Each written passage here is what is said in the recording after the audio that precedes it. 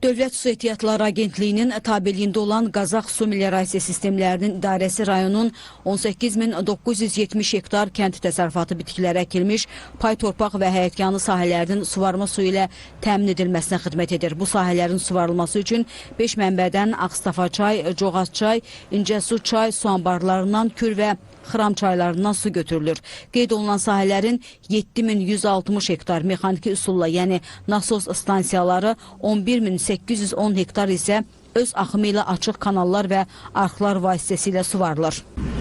Cari ilin əvvəlindən arxlarda və kanallarda lildən kol-kosdan təmizləmə işləri aparılmışdır. Belə ki, 325 min kubmetr həcmində 272 kilometr uzunluğunda arx və kanallarda təmizləmə işləri aparılmış.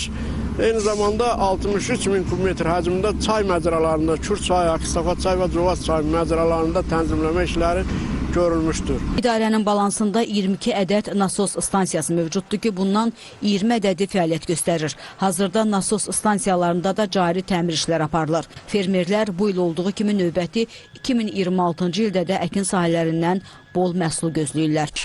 Bizim dolanışığımız bu sahə iləndir. Bir dəqiqə hal-hazırda mən əkdiyim 2 hektar 80 sot taxıl bitki çəkmişəm.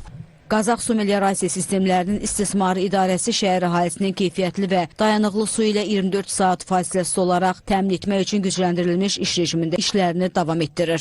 İçməli su təchizatında fasilələrin yaranmaması üçün baş verən qəzalar qəza bərpa xidməti tərəfindən operativ olaraq aradan qaldırılır, nasos stansiyalarda cari təmir işləri aparılır. Hal-hazırda dayandığımız Qarahəsənli mərkəzi nasos stansiyasıdır ki, Qazax şəhərini, Ağköynək və Qarabağ kəndlərini içməli su ilə təmin edir. Nasos stansiyada cari təmir işləri aparılır. Yaxın müddətdə CNS 180-170 markalı nasosda yaranmış qüsur tam aradan qaldırıldı və hal-hazırda işlək vəziyyətdədir. Qeyd edək ki, idarə tərəfindən İncəsu çay su anbarında su buraxan dəmir borunun qaymaqlı kəmərli 2-ci pillə nasos stansiyasından 3-cü pillə nasos stansiyasına gedən hava xəttinin əsaslı təmir işləri 2025-ci ilə nəzərdə tutulub. İdarənin balansında olan Axmaz və Şıxlı arxlarında müasir texnologiyalardan istifadə edilərək günəş paneli ilə çalışan su ölçən cihaz quraşdırılıb ki, bu cihaz vasitəsilə suyun sərfiyyatını ölçmək, hesabatını aparmaq mümkündür.